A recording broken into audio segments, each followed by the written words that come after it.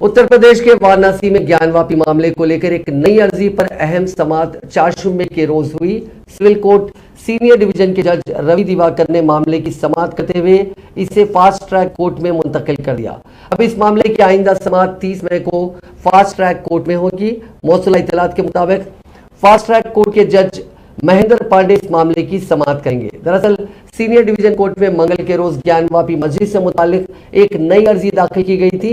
ये अर्जी विश्व वैदिक सनातन संघ के सरबराह जितेंद्र सिंह की बीवी किरण सिंह ने दाखिल की, जिसमें 3 मुतालबात रखे गए हैं। अर्जी के मुताबिक पूरे ज्ञानवापी मस्जिद अहाते में मुसलमानों के दाखिले पर फौरन रोक लगाई जाए, हिंदुओं को ज्ञानवापी अहाते में पूजा का हक देने और मुबैना शिवलिंग मिलने वाली जगह पर फौरी असर से हिंदुओं को पूजा का हक दिए जाने का मुतालबा किया गया है।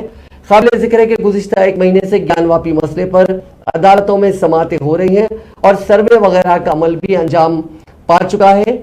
श्रृंगार गौरी के दर्शन की इजाजत से मुतालिक अर्जी पर समाअत करते हुए सिविल जज रवि कुमार दिवाकर ने मस्जिद का सर्वे कराने का हुक्म दिया था।